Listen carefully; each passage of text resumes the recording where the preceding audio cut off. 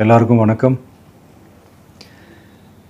இந்திய அரசியல் சாசனம் நம்ம தமிழ்நாட்டில் இருக்கிற எல்லாருக்குமே கொடுத்துருக்கிற உரிமையில் ரொம்ப ரொம்ப முக்கியமானது ஓட்டிங் ரைட், வாக்குரிமை. ஒரு மனுஷன் உயிரோடு இருக்கான்றதுக்கு அடையாளமாக இருக்கிறதுல அவனோட ஓட்டுரிமை ரொம்ப முக்கியம். அதனால தான் voting is not only our right but also our life. ஒரு முக்கியமான விஷயத்தை பற்றி இப்போ நான் உங்ககிட்ட ஷேர் பண்ண போகிறேன். இது நான் ஃபஸ்ட்டு கேள்விப்பட்ட உடனே எனக்கே ரொம்ப ஷாக்கிங்காக தான் இருந்தது. இப்போ நான் பேசிகிட்டு இருக்கிற இந்த நேரத்தில் தமிழ்நாட்டில் இருக்கிற நம்ம யாருக்குமே ஓட்டு போடுற உரிமையே இல்லைன்னு சொன்னால் நம்புவீங்களா? நான் நீங்கள் உட்பட யாருக்குமே அது இல்லை. நான் பயமுறுத்துறேன்னு நினைக்காதீங்க, அதுதான் நிஜமும் கூட. கொஞ்சம் ஏமாந்தால் நம்மளை மாதிரியே இன்னும் லட்சக்கணக்கான பேருக்கும் இதே நிலைமை தான். ஓட்டு போடுற அந்த உரிமையே இல்லாத மாதிரி ஒரு நிலைமை வந்தாலும் வரலாம். இதுக்கு மெயின் ரீசன் அந்த எஸ்ஐஆர், ஸ்பெஷல் இன்டென்சிவ் ரிவிஷன், சிறப்பு தீவிர திருத்தம். இப்போ இந்த எஸ்ஐஆர் நம்ம தமிழ்நாட்டில் எப்படி ஒர்க் ஆக போகுது? கடந்த ஜனவரி மாதம் எடுத்த அந்த கணக்கெடுப்பில் 6,36,00,000 வாக்காளர்கள் நம்ம தமிழ்நாட்டில் இருக்கிறாங்க. ஆனால் அவங்க யாருக்குமே இந்த ஓட்டு போடுற உரிமையே இல்லை. அந்த பிஎல்ஓன்னு சொல்லுவாங்க, பூத் லெவல் ஆஃபீஸர்ஸ், வாக்குச்சாவடி நிலை அலுவலர். அவங்க தான் வீடு வீடாக போய் அந்த ஃபார்மை கொடுப்பாங்க. அதை நம்ம ஃபில்அப் பண்ணி கொடுக்கணும்.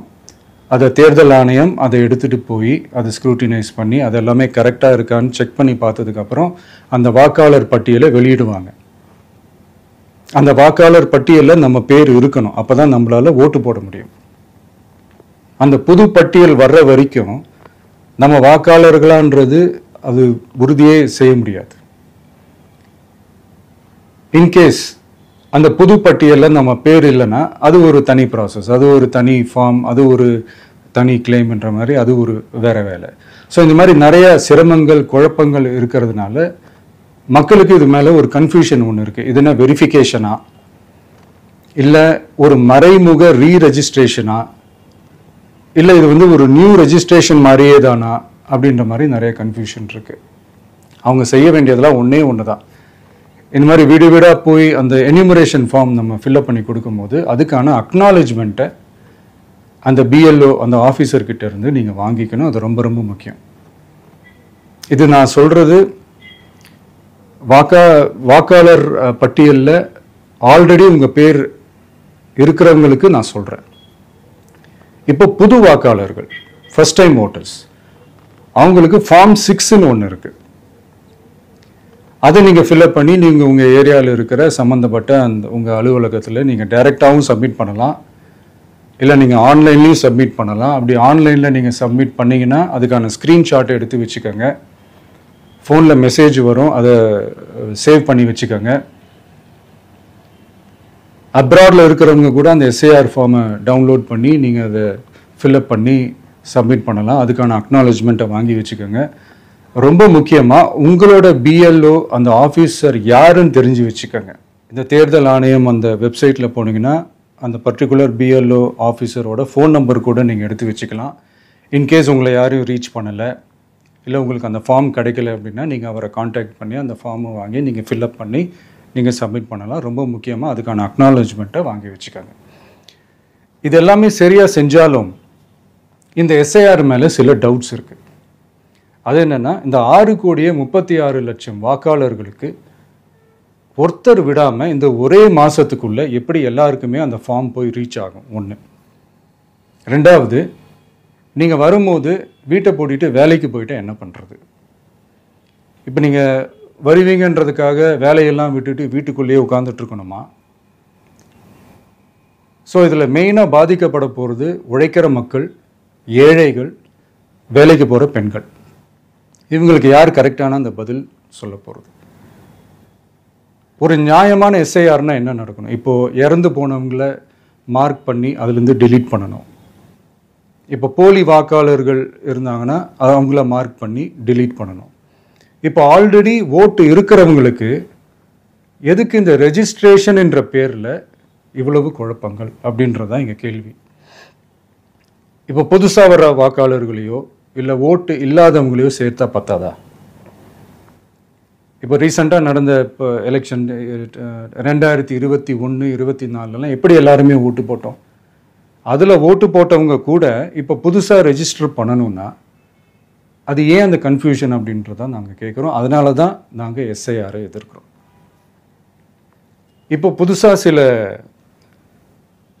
கம்ப்ளைண்ட்ஸ்லாம் வர ஆரம்பிக்குது. அது என்னன்னா முக்கியமாக நம்மளுடைய டிவிகே தோழர்களுக்கு அந்த ஃபார்ம் கிடைக்க மாட்டேங்குது, கொடுக்க மாட்டேன்றாங்க அப்படின்ற சில கம்ப்ளைண்ட்ஸ்.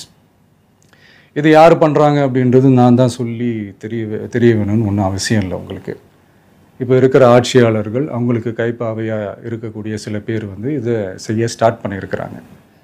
அதனால் மைடியர் வர்ச்சுவல் வாரியர்ஸ், இதை வந்து சாதாரணமாக எடுத்துக்காதீங்க. இது எல்லாருக்குமே அந்த ஃபார்ம் போய் ரீச் ஆகணும்.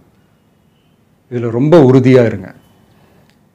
அதையும் மீறி உங்களுக்கு அந்த ஃபார்ம் கிடைக்கலன்னா இருக்கவே இருக்கும் ஆன்லைன்.